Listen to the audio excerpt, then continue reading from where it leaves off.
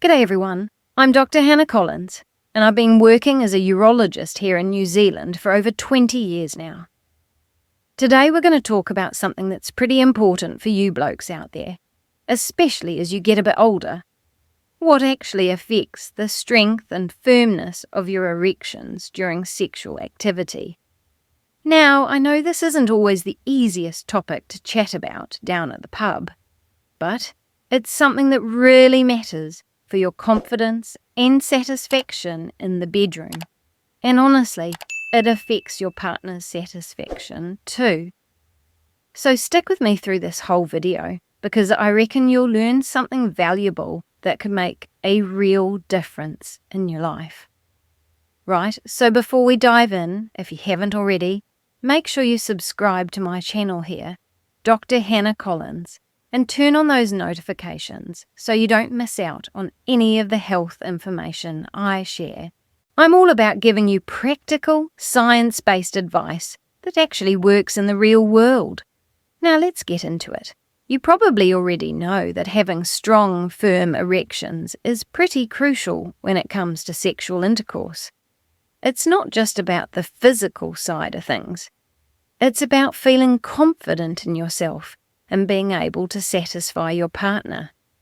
After 2 decades of working with men experiencing all sorts of difficulties in this area, I can tell you that understanding what affects your erectile function is the first step to improving it. The main thing we need to talk about is blood flow. Yeah, I know that sounds pretty basic, but hear me out. The amount of blood that flows into your penis is directly related to how rigid and firm your erection will be. It's as simple as that, really. The more blood you can get flowing into the erectile tissue, the harder your erection is going to be. So the question becomes, how do you increase blood flow to your penis? That's what we're going to break down today. First up, and this is probably the most important thing I can tell you, you need a healthy lifestyle. I'm talking about a lifestyle that actually promotes good blood circulation throughout your entire body, not just down there. This starts with your diet. You need to be eating foods that support your cardiovascular system.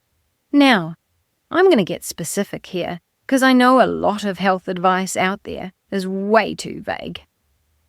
Let me give you some actual foods that research has shown can help with blood flow and erectile function. Watermelon. Yeah, watermelon contains an amino acid called citrulline that your body converts to arginine, which helps relax blood vessels. You want about 2 cups of watermelon a day if you can manage it. Leafy greens like spinach and rocket are packed with nitrates that improve blood flow. Throw them in your salads, your smoothies, whatever works for you. Dark chocolate, the good stuff with at least 70% cocoa, contains flavonoids that help circulation. A small square or 2 daily is sweet as. And here's something interesting that some of you have been asking about. I've seen comments asking about olive oil and tomatoes before bed. Right, so there's actually something to this. Extra virgin olive oil, about a tablespoon before sleep, can help because it's rich in healthy monounsaturated fats that support cardiovascular health and hormone production.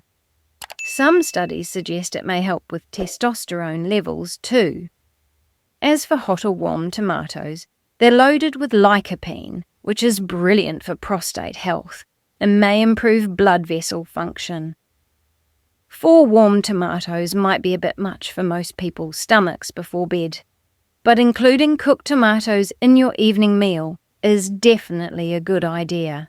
The heating process actually makes the lycopene more bioavailable. So cooked tomatoes, tomato paste, tomato sauce. These are all excellent choices. Other foods that are top-notch for erectile function include beetroot. It's another nitrate powerhouse. Nuts, particularly walnuts and almonds, are great for vascular health. Fatty fish like salmon and mackerel provide omega-3s that keep your blood vessels healthy. Pumpkin seeds are fantastic. They've got zinc, which is crucial for testosterone production.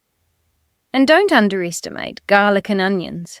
They might not be great for your breath, but they're excellent for blood flow.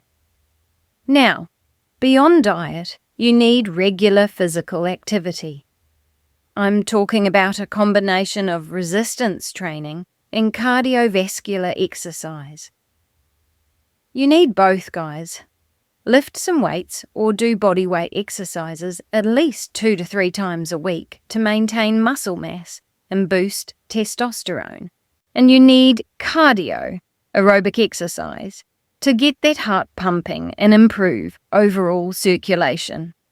I'm not saying you need to run a marathon. Even brisk walking for 30 to 45 minutes most days of the week can make a real difference.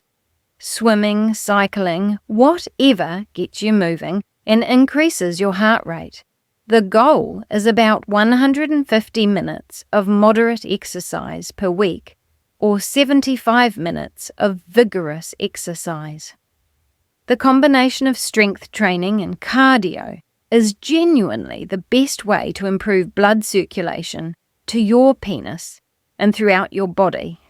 I've seen blokes in their 60s and 70s make remarkable improvements in their erectile function just by getting more active and eating better. It's not always about pills and medications, though sometimes they have their place. Here's something else that's absolutely critical. Sleep. Yeah, sleep. You need to be getting 7 to 9 hours of quality sleep each night. Why? Because that's when your body produces the majority of its testosterone. If you're only getting 5 or 6 hours, you're likely not producing enough testosterone to maintain optimal sexual function. Testosterone levels naturally decline as you age, but poor sleep accelerates that decline. Good sleep hygiene means going to bed and waking up at consistent times, keeping your bedroom cool and dark, avoiding screens for an hour before bed, and limiting alcohol in the evening. I know a lot of Kiwi blokes like their beer, but alcohol before bed really messes with your sleep quality and testosterone production. You also need to manage your stress levels. Chronic stress is a real killer when it comes to sexual function. When you're stressed, your body releases cortisol, which interferes with testosterone production. Find ways to decompress, whether that's fishing, gardening, spending time in nature, meditation, whatever works for you. Even just taking 20 minutes a day to do something you enjoy can make a difference. Now let's talk about the psychological and emotional factors, because these are absolutely huge when it comes to erectile function. The degree of arousal and mental stimulation you experience during sex directly affects how firm your erection will be. The more engaged you are mentally and emotionally during sexual activity, the more aroused you'll be, and that leads to firmer erections. The environment matters, guys. You need to feel comfortable and relaxed. If you're worried about whether the kids are going to walk in, or you're stressed about work, or there's tension in your relationship, that's all going to affect your performance. Your connection with your partner is really important here. When you have a strong emotional bond and good communication, when you actually fancy your partner and feel connected to them, you're gonna be more aroused. That increased arousal translates directly into better erectile function. Here's something I need to emphasize. Anxiety is one of the biggest enemies of firm erections. When you're anxious, your body goes into what we call an adrenergic state.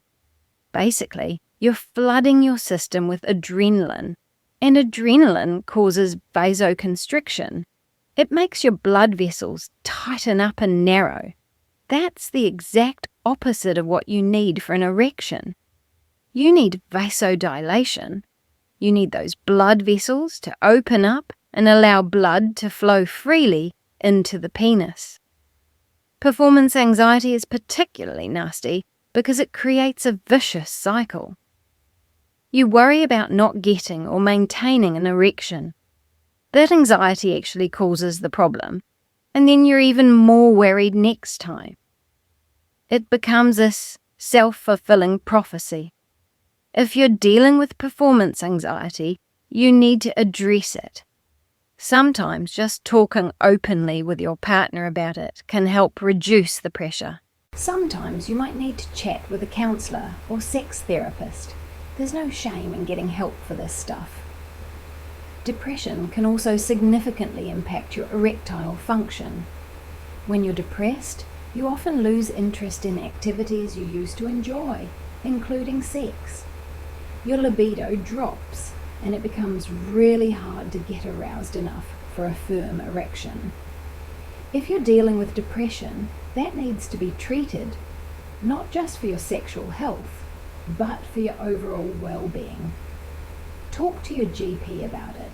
The quality of your relationship matters enormously. If you're in a relationship where there's constant conflict, resentment, or poor communication, it's going to be really difficult to feel the level of arousal needed for satisfying sex. You can't just expect your body to perform if your mind and emotions aren't in the right place. Sometimes couples counselling can be really helpful for working through relationship issues that are affecting your intimate life. Right. Now I need to talk about medications, because this is something a lot of you might not realise is affecting your erectile function. There are quite a few commonly prescribed medications that can interfere with erections, and if you're taking any of these, it's worth having a chat with your doctor about potential alternatives or adjustments. Diuretics. These are water pills often prescribed for high blood pressure. Medications like hydrochlorothiazide and chlorthalidone can interfere with blood flow to the penis and make it harder to achieve and maintain erections. Beta blockers are another common culprit. Drugs like propranolol, bisoprolol, and metoprolol, which are used to treat high blood pressure and heart conditions, can definitely impact erectile function. They slow your heart rate and reduce blood flow, which isn't ideal for erections. Antidepressants, particularly SSRIs, that's selective serotonin reuptake inhibitors like paroxetine, sertraline, and citalopram. These are well known for causing sexual side effects, including difficulty achieving firm erections and delayed orgasm. If you're taking any of these medications and you're experiencing erectile difficulties, don't just stop taking them. That could be dangerous. But do have a conversation with your doctor about whether there might be alternative medications that would work for you without the sexual side effects.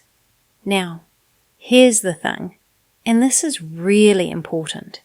You can't just address one of these factors and expect everything to magically improve.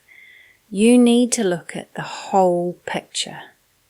If you're eating well and exercising, but you're only getting 5 hours of sleep and you're stressed out of your mind, you're still going to have problems.